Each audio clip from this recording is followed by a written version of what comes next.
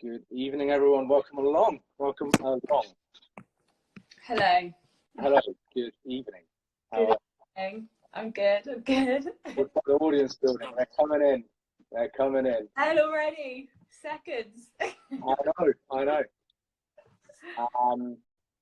So those of you that don't know why I've gone live, we're going to be chatting about the mental health aspect of self-isolation. So we'll give it another minute or two just to let a few more people come in. But yeah, we're going to be chatting about it all. But in the meantime, Ro, if you want to introduce yourself, who you are, what you do, why you're here, go for it. So I'm a health psychology researcher at the University of Southampton.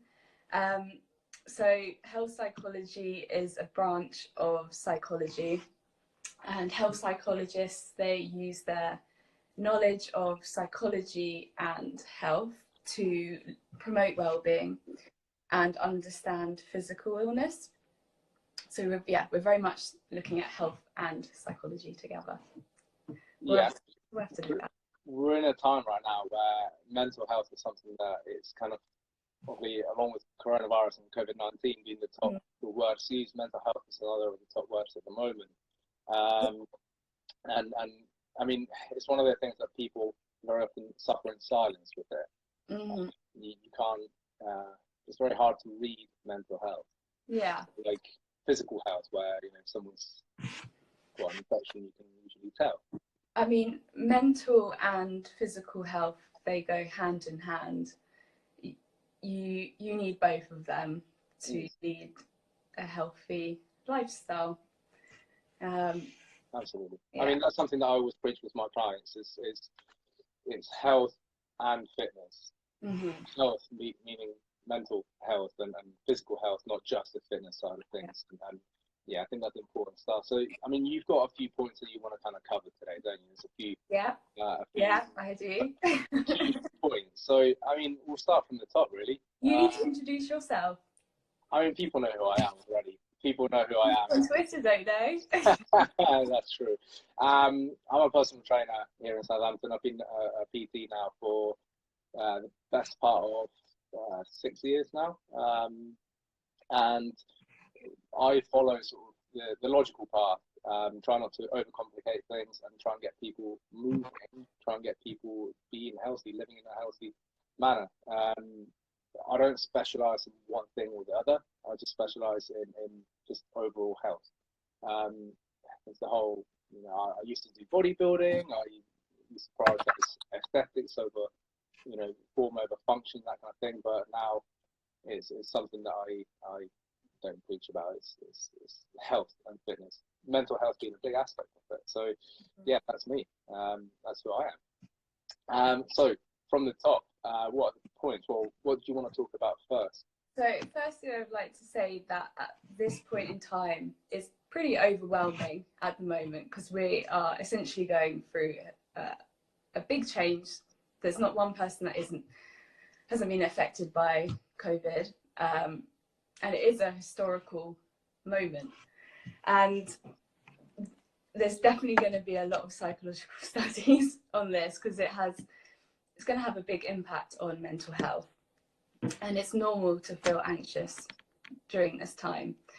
So the first thing I really want to talk about is panic.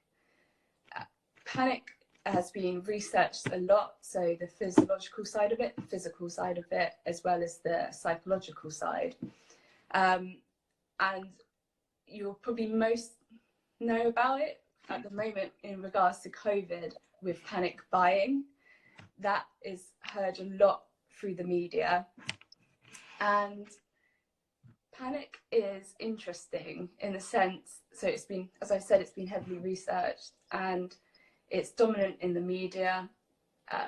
And there's different sides of panic. So, for example, in a crisis, this can bring people together, can lead to this shared identity or what we can describe as togetherness. So we've seen that through the people coming outside their homes and clapping for the NHS, or in Italy, people singing on their balconies, or people volunteering for the NHS. So that's one of the best things we can offer society, is this coming together and helping each other out and trusting each other. However, research has also shown that this shared identity, or this togetherness, is very fragile and can be broken very easily. So on this one side we have a really positive side, but on the other, this togetherness can lead to bringing out the competitive nature in some people. Yeah, and ends of the spectrum. Yes, exactly. Two ends. Yes, and that essentially what leads on to panic buying, where people almost going against each other, where as a society we should be working together. So if you look at the media, you see these empty shelves in supermarkets, and that's going to make someone think, oh my god, I need to go out and get this food, otherwise there's going to be nothing left for me. Whereas the fact of the matter is, if people stuck to their usual food shopping routines, they get food for that week, then it's likely we wouldn't see these empty shelves. That would then not trigger this anxiety and panic in some people. And also, say if your neighbour is panic buying toilet roll, this behaviour becomes almost normal. It becomes perfectly reasonable for someone to go out and do the same. So what should be sensible preparations for a crisis turns into stockpiling. Yeah, and the problem is as well, I guess, if I see my neighbour, bringing in a whole load of toilet roll and pasta and whatever else, then it makes me think, wow, I need to go panic buy, not to panic buy, but I need to stock up, because I'm not going to have toilet roll at home. I'm not going to have food, and now the shops, probably, as you know, has a little bit. So you go into the shop now, and you've got pretty much everything you need. But there was that 1 week period where, I was mixing up bacon and yogurt, because there wasn't normal food, in the shops. It was just sort of like random bits, so you kind of have to make up your own dinners. Exactly. And it's something that I've noticed with the whole panic situation that's brought up. Something that's been brought in is there's two sides to the coin. There's that spectrum. There's the whole, like, if you walk down the road now, people cross the pavement and they go to the other side of the road. But at the same time, you've also got people who you've never spoken to in your life. They're sort of smiling and nodding at you. So there's that whole, like everyone's a community in that sense. Like, we're all in it together, and we're all sort of smile and nod and like, I'm going through the same trouble kind of thing. But at the same time, if you're walking towards someone else on the pavement, you cross over, or they cross over. And that's what research has shown, is that this shared identity or togetherness can be, as I said, the best thing for society. However, this togetherness can also cause a competitive nature, which comes out in the panic buying. And this whole panic, it was mentioned by the British Psychological Society, or most commonly known as the BPS. They did an article about it, and it was also mentioned by Stephen Fry on the Andrew Marr show a couple of weekends back. And he was saying that this panic is a virus or a disease in itself. It offers an equal threat almost to COVID in itself, because it leads to such negative behaviour and causes stress to people, where it's added stress. Shouldn't be the case. Pardon? It's added stress that we don't need. Not only worrying about a virus, but worrying about can I do my shopping? Can I buy the essentials? And I've seen images of people with parents that have babies. Frozen. No. Ah, No. Okay. Yeah. we're back on. I've seen images and friends, I've seen on Facebook and stuff of people with babies, parents with young kids that they've run out of sort of baby food at the shops of formula and stuff because people have panic bought. So there's now essential necessities going on, not just the virus, it's also the panic bought, it's also the problem of there's no food, there's no essentials. So yeah, I think panic, it adds panic to an already bad situation. Yeah, it's essentially harmful. So it's interesting because there was this paper published in 2017, and it was looking at the swine flu pandemic. So that was, I think, 2009, and it was a Norwegian study, and they looked at print media articles, so newspapers, reporting of the swine flu, and a common theme throughout these was fear, that these newspaper reportings induced fear in people. And the authors of this paper, one of their things they said that this is what we can learn from, and if a pandemic came about again, we would learn that to not spread this fear. However, this is my opinion, so I don't think we've learned enough from this prior pandemic onto this one. No, and actually, there was I think it was a TED talk by Bill Gates in 2015 where he said that the world is not ready for the next pandemic, and 5 years later, here we are, panic buying toilet roll. Yeah. But yeah, I think nothing can prepare you for the scale that we are. We are living. You said it earlier. We're living in our World War. This is World War III. Essentially, for us, this is our stay at home thing. It's also. Oh, sorry. Go. No, go on. You go.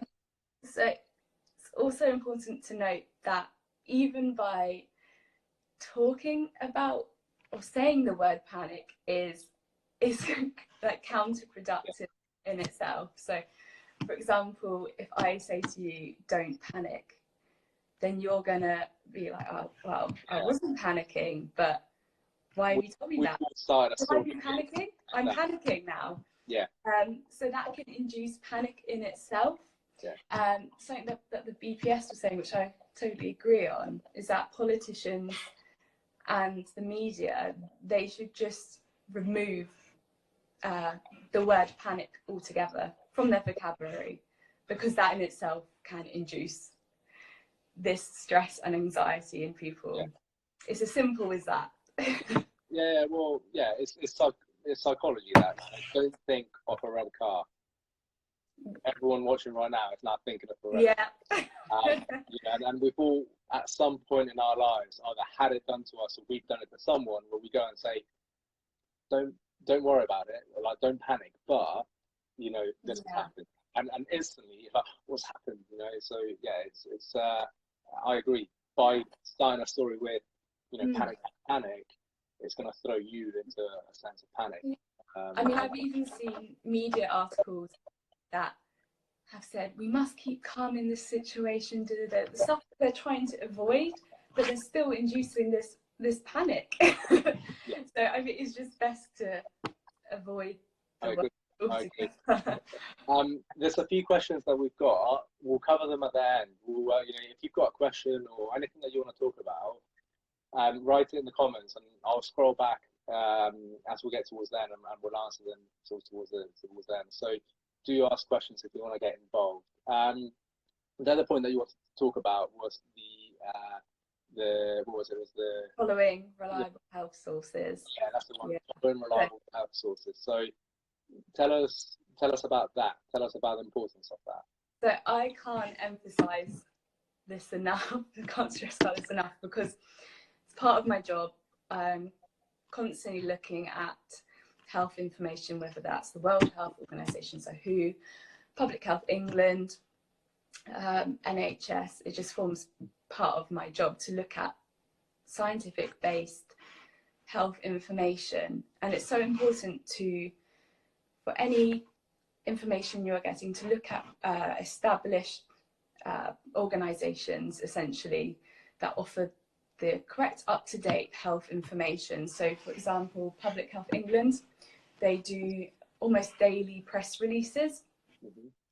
And when they make a statement, for example, about COVID, they will have who said it, whether that's the health secretary or the PM, an expert in the field. Whereas if you look, for example, like the Daily Mail, it's biased. Quite often it's biased, and they will list almost like opinions, but it won't be backed up by whoever said it. So you really do have to be cautious. And it might be the case, for example, I've seen that some people say, oh, my friend who's a doctor said X, Y, Z about COVID. Yeah. Whilst what they could be saying is completely true, it could also be inaccurate information, which in itself can promote this scaremongering. So as a general rule, I think it is, well, I know it's important to follow reliable health sources. Well, I mean, yeah, absolutely right. It's Chinese whispers. You know, you say one thing, and then you pass it on to your mate, and then your mate passes it on to someone else. By the time it gets around, it's almost a different story, or it's been, you know, been made to be over dramatic. So yeah, I do agree that, you know, research, or not research, information should come from official sources. Yeah. I mean, at the moment, we've got Public Health England, World Health Organization, NHS. Is there anyone else that we should be sort of looking at, or? I think those are the main ones. So gov.uk, but Public Health England under that. Gov.uk is like the umbrella. There's this, it's called the King's Fund, and they do a lot of research, and they inform the government. However, as a general, currently, just stick with Public Health England, World Health Organization, and NHS. Interestingly, which I've downloaded recently, so the World Health Organization, they've put on WhatsApp. So bearing in mind, WhatsApp has like 60 million viewers, I think, something like a huge amount of people. And they've now put on WhatsApp where you can put a specific emoji, for example, a star, and it will give you up-to-date information, whether that's current figures, or if you put in another type of emoji, it will come up with how to spot the symptoms of COVID, or what to do if I think I have them. It gives you this information, which is, as I said, up to date and reliable. Yeah. And it's free to download, easy to download. If you just type in World Health Organization WhatsApp, it's one of the first. Yeah, I mean, the only information, the information that I've been going by is, I think it's worldodometer.com or something like that, where all of the confirmed cases and everything like that. It's quite, I mean, it's the first thing I check in the morning, like, you know, damage report to see. It's quite sad in a way, but it is what it is at the moment, I guess. And I guess, following, well, it's what you said, following incorrect sources or unreliable sources of information, it links up to what we spoke about first, scaremongering, panic. Yeah. It all links together. It all links together. Yeah, yeah. So you have to be so careful of what you're sharing. Just because your friend has posted it doesn't mean you can entirely trust this information. I mean, for example, Public Health England, they're posting guidelines. So, for example, their most recent guidelines, they posted on Sunday, actually, so the 29th, and these were guidelines specifically for mental health and relation to COVID, and some of these guidelines we'll be talking about later. So it's just don't believe everything you read. Follow correct information sources. Yeah. So, which goes on to the third point that you wanted to talk about, which was pros and cons of the internet. Yes. You have a big smile on your face. You want to get right in. There's with the internet, with the World Wide Web, there's so many advantages to, for example, to get health information quickly, to speak to friends or family, particularly useful, say, if you're living in different time zones. However, there is also a negative side to the internet, and this has been widely researched within psychology, and that is in relation to social media and body image.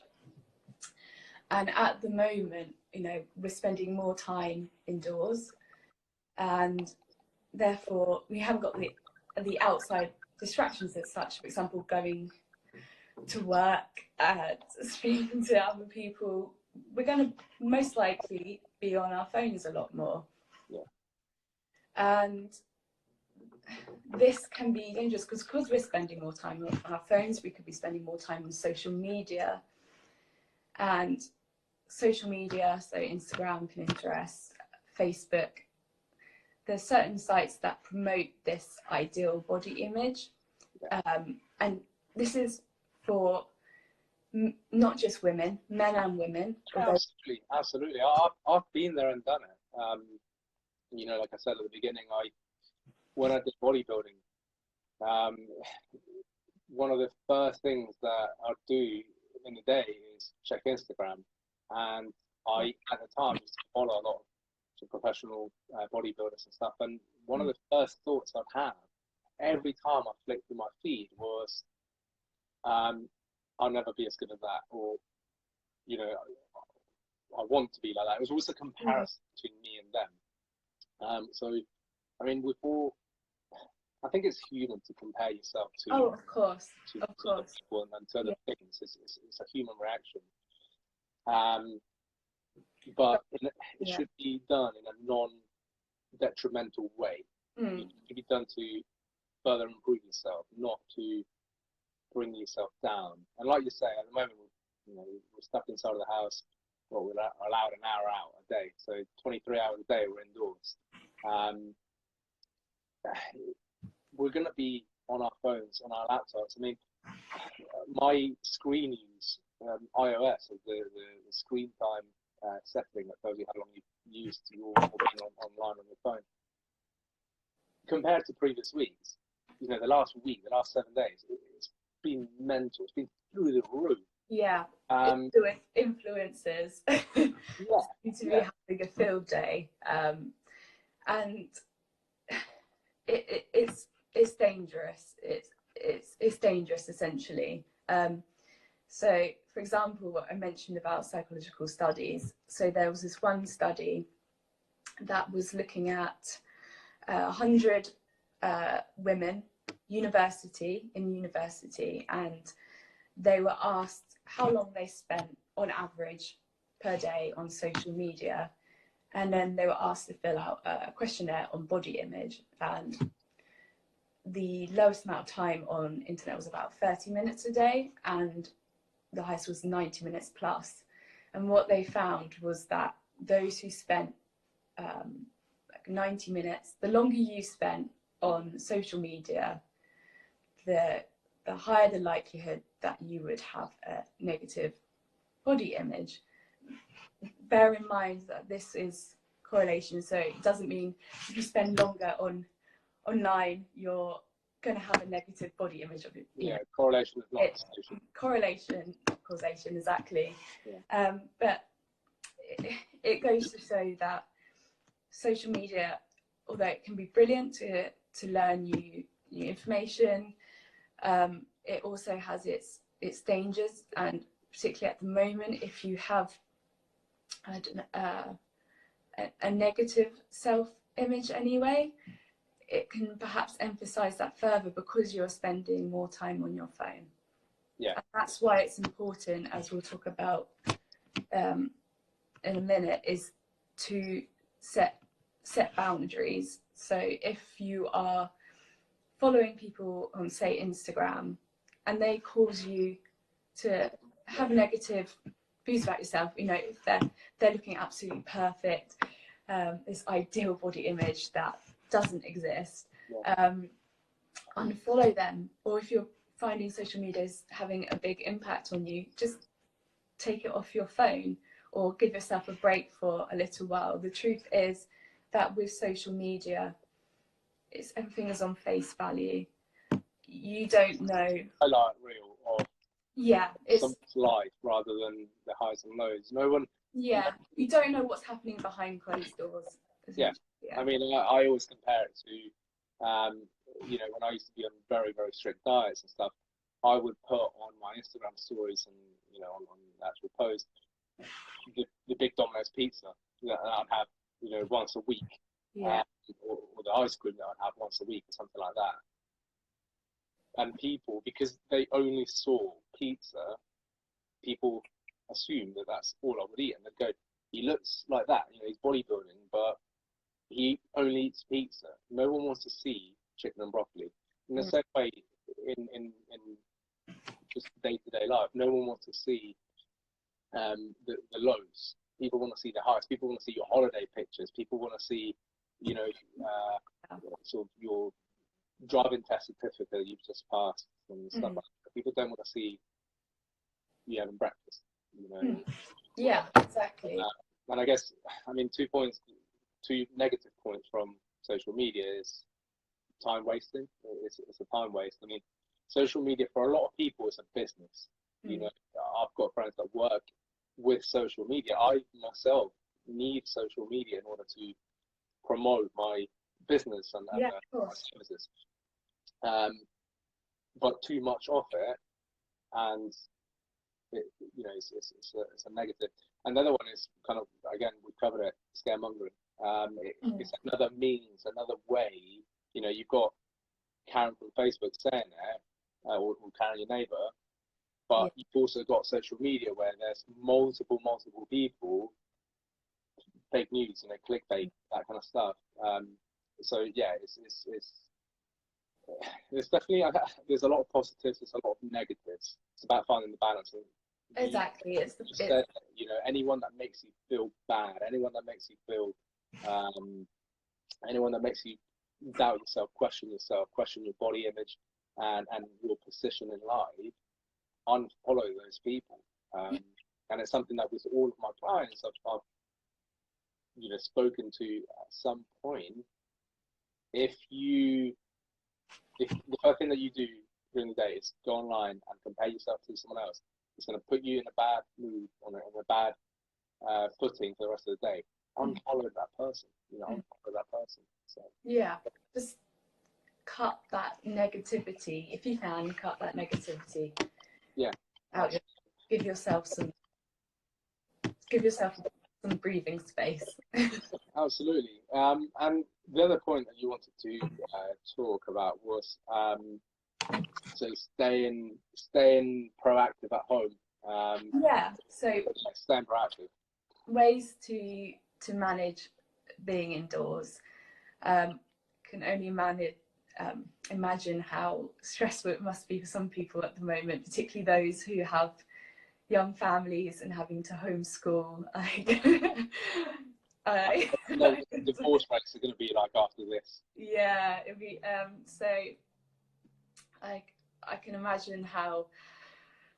only imagine how stressful that must be.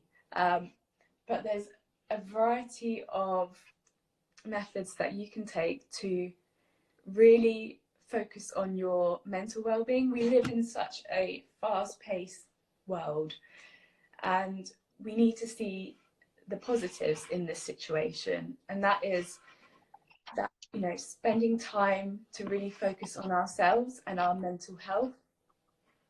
So, for example, we could use this time to catch up with friends or family who, you know, any other time you might not really have the opportunity or the time to talk to them.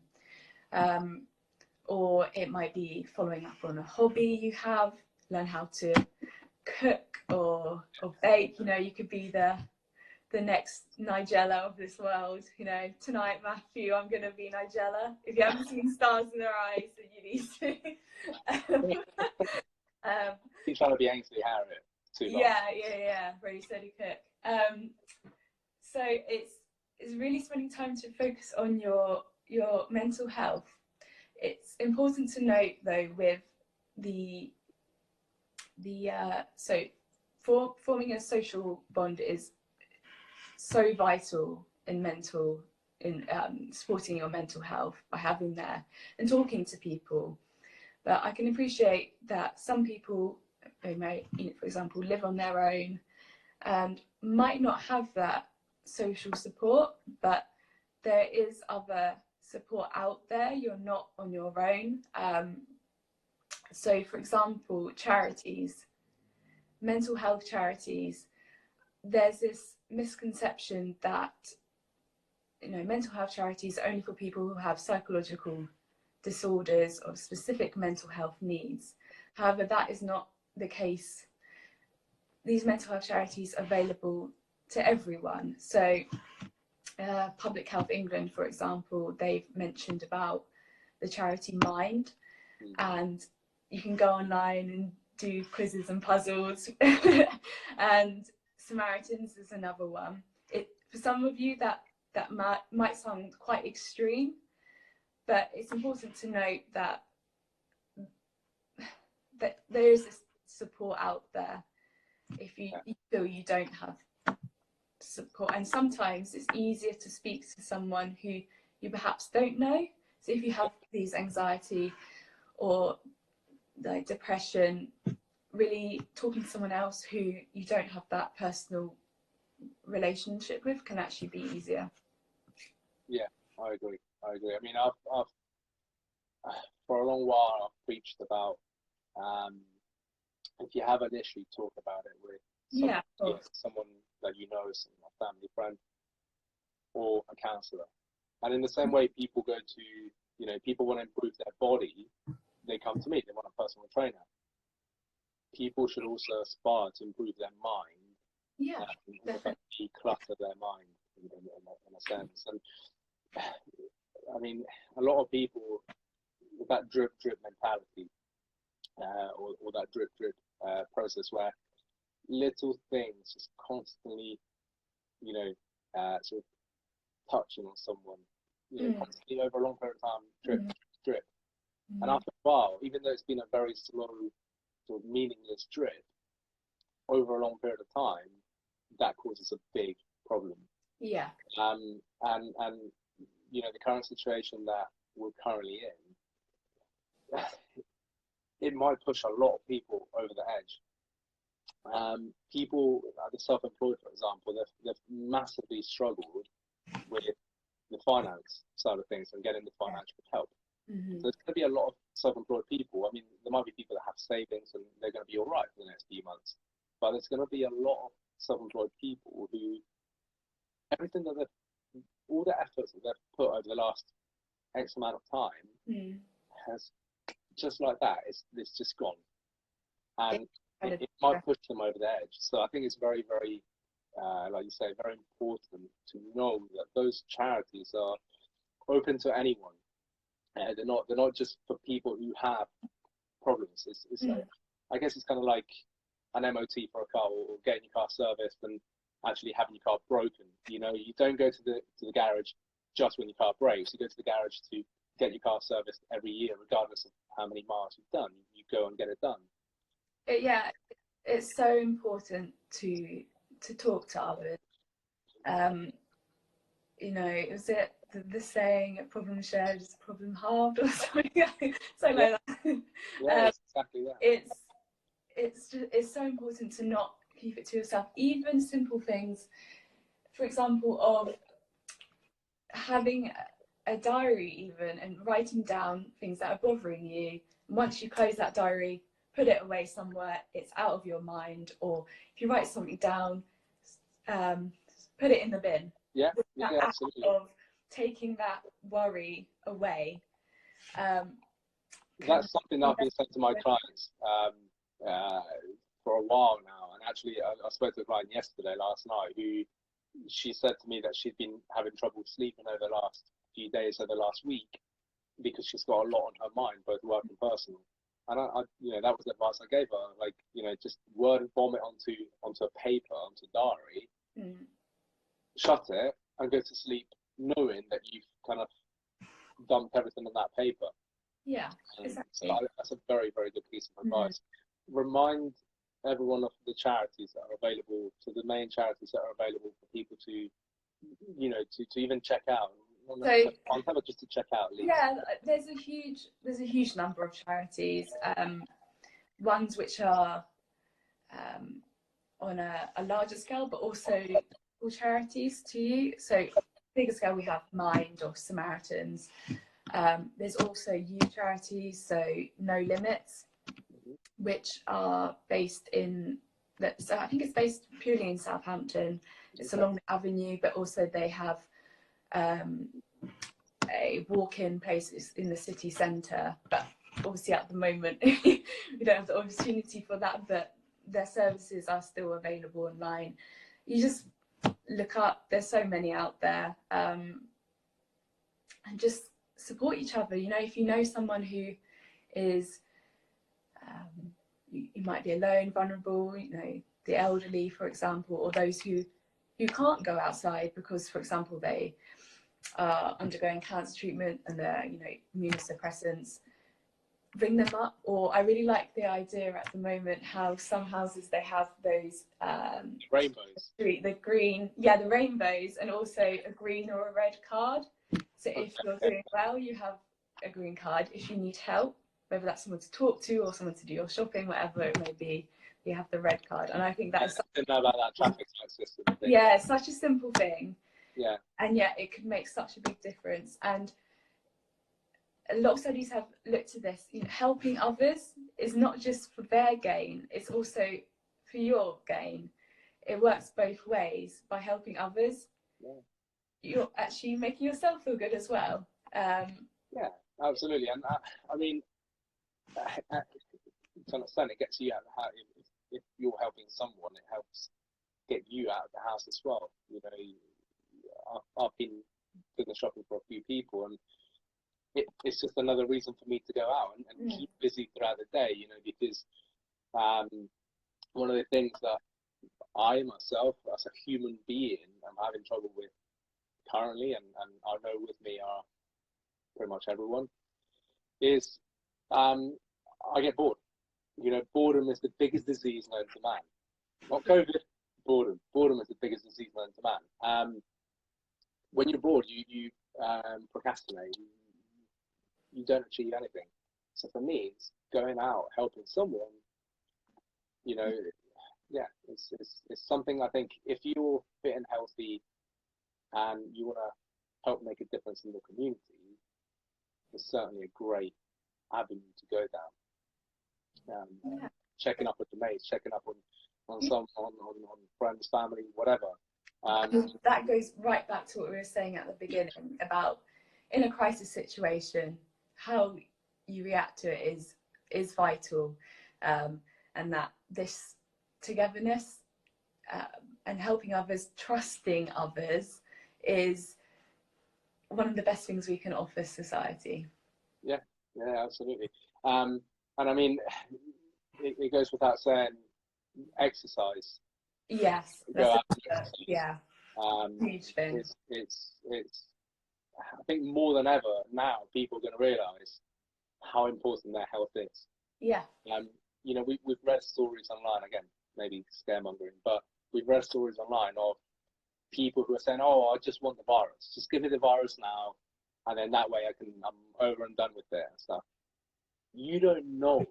There's the whole stat of 80% of people are going to get it and going to have mild symptoms at best, kind of thing. You don't know what your symptoms are going to be until you've got the virus. I'm a young, fit and healthy man. I don't smoke. So in my head, if I get the virus, I'm going to be fine. But there's people in their 20s who are non-smokers and healthy dying from it. So I don't know. So, I do my best in fitness to try and help me myself. But I think on the other side of this, people are going to go out and massively invest in their health and fitness. I mean, from a psychological perspective, so exercise is a huge resource for supporting mental health, because the endorphins it generates, and really make the most of the going out for that once a day exercise, even if it's just for 15 minutes you're walking around the block. Like, it's to give yourself that fresh air, to clear things from your mind, and even indoor workouts. If you don't have a lot of space, I get why people perhaps don't like indoor workouts. It's easier just to go to a gym setting, but just use that opportunity now to learn how to exercise well. Like, there's so many tutorials out there. I know Joe Wicks is doing those PE classes. They're not just for kids, as you're yeah, I mean, I think it's a great thing that there's so many people kind of pulling together to kind of help everyone. The personal trainers are putting out workouts and stuff like that to essentially help people that are stuck at home. I think it's a great thing. But I mean, I made a post on my Instagram earlier about it. It's something similar, which is ultimately the problem that people have with like obesity and stuff like that. It's not going to your problem hasn't changed because there's a pandemic going on. You're still obese, and the reasons why you're obese are still the same. You're over-consuming food. So doing a home workout, even though there's millions of home workouts out there, doing a home workout, it's not going to cause you to lose weight. It's your habits, it's your routines, it's your lifestyle that causes the problem. But I think it's great, like, even my mum was doing the Joe Wicks thing. For my mum to be doing exercise, that is ultimate desperation. Like, that's how bad self-isolation has got, But yeah, I think it's great that there's a lot of help out there. But I see it from a personal training point of view. People putting free workouts and doing online classes and that kind of stuff. You must see it from a psychology point of view. People offering help, people offering that support. Don't forget, exercise is a social thing itself. Like, you can work out as a family, or you could do virtual exercise classes with your friends, for example. And I think if you feel like you don't have the confidence to go to a gym, which can be a daunting setting for some people, doing these home workouts, you actually might feel more comfortable. So it depends on the person, but once again, see the positive of the current situation. It's a flip side to everything. And by the way, if for those watching, I've seen a few questions come up and stuff. We are going to get through them. In a few minutes. So if you've got a question, please fire them out, and we'll scroll and get past them, get through them in a minute. But there's definitely a flip side to everything, and it's all good and well, thinking, my income's gone down or nothing. I can't go outdoors for longer than an hour. I can't go see my mates, my family, whatever. But on the flip side, you have the opportunity, not the opportunity, you have the chance now to talk to people that you haven't spoken to maybe years. You've got the opportunity to do anything around the house that you've been putting off for a long time. You've got the opportunity to work on personal projects or personal, just chase any personal. This is the point of your mental health first as a priority, as it should be anyway. Yeah. Yeah. I mean, yeah, absolutely. I think it depends. The situation is the same for everyone, but there's many different views, and the reason that is because people see things differently. They interpret things differently.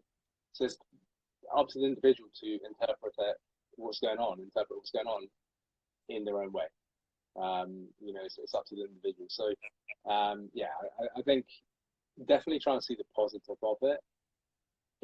It's rubbish. The situation we're in now it sucks, but it's definitely important to mention the importance of keeping a routine.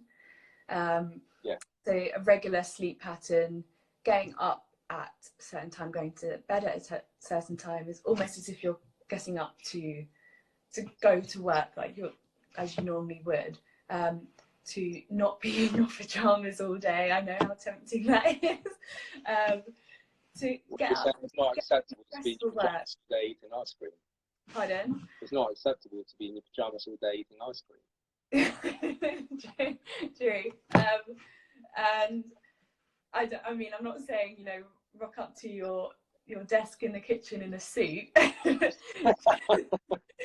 Just dress so you're in that frame of mind to doing work. Yeah, mentally get ready for work or for the day. Mentally get ready for the day. Make sure you create. I know it's difficult with working from home, particularly if you're not used to working from home, to find a space where you can work, particularly if you have kids. I'm sure, myself included, I'm working in my bedroom, which, you know, can sometimes not be ideal because you've got your bed, but you find a space where you feel most comfortable to work in. Yeah, I think some very valid points of advice there. Let's just scroll back through some questions. There's a couple.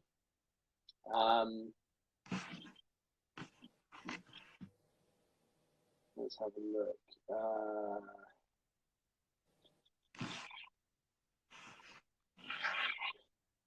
So Meg Fitzwater Coaching has said, I hope we can, as a society, learn from these panic-induced behaviours if something like this ever happens again. Yeah.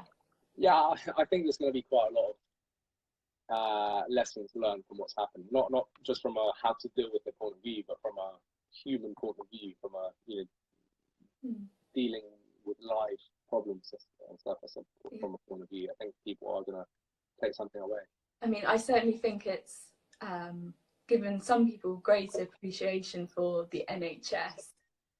People are like, oh, you know, the government needs to be putting more money into the NHS because they are essentially the backbone of our society. Yeah. Well, they're the front line right now. Yeah, the front line. They're literally the front line, and I think it goes without saying, you know, massive hats off to anyone in the NHS and anyone involved in the voluntary scheme that they've put out to you know help and stuff. I have many friends in the NHS, and I've messaged a handful of them and said, "How you doing? You know, are you okay?" Whether or not they put a fake front and say, "Hey, I'm fine," or they're actually fine, I don't know. But you know, I think massive hats off to absolutely everyone in that line of work right now, in any way, shape or form helping, you know, in any of course. way, shape or form helping. Of course. Kaylee has said, I have a question for this one. I have been trying to do stuff every day and keep busy.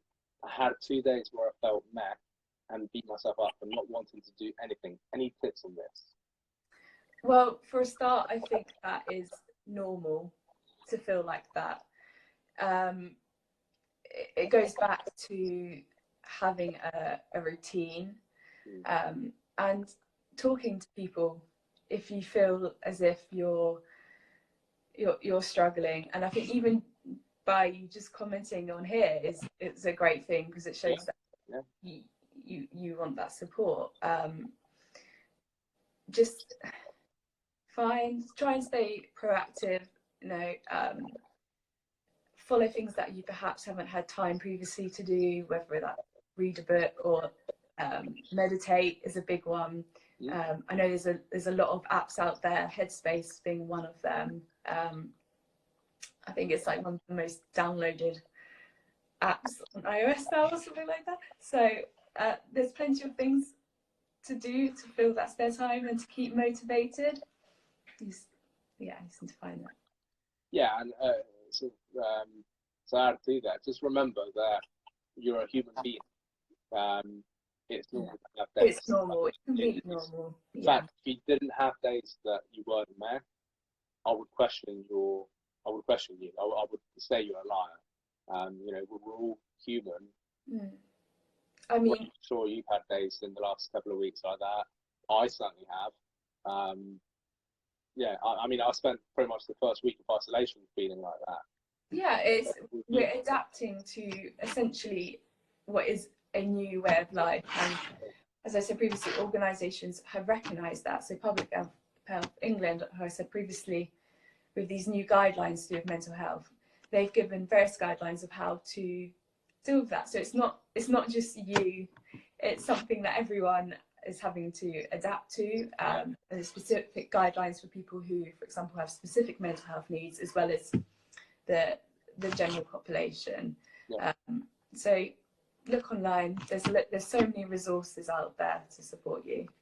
Great advice. Chief M1 says helping others gives you a purpose in life. Yeah, absolutely. Perfect. Absolutely. And that's it. That's all the questions that we had. I mean, yeah.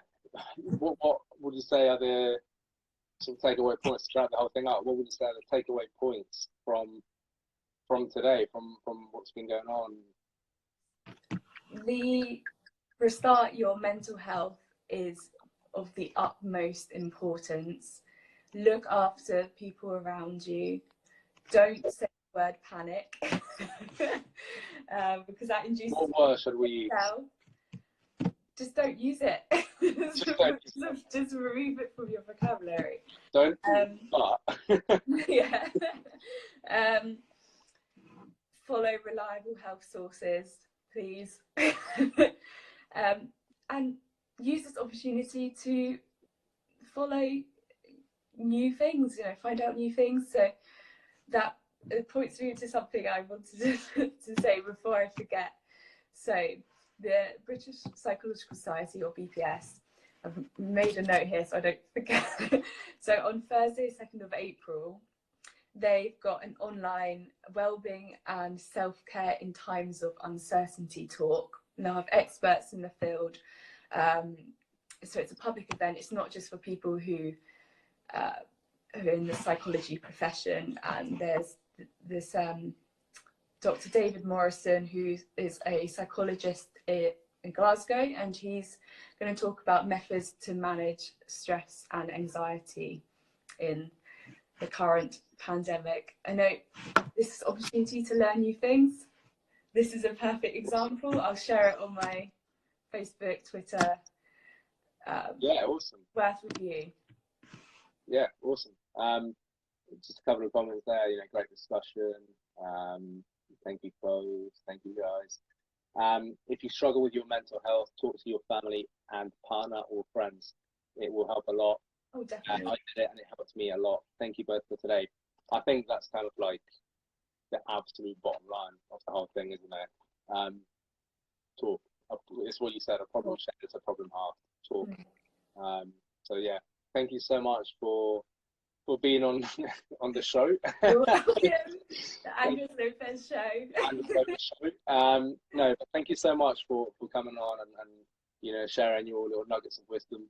By the sounds of it, by the looks of it, a lot of people have got something useful out of this, which is awesome. Which is ultimately how social media should be used. Yeah, exactly. There are the resources out there to help you. You're not on your own.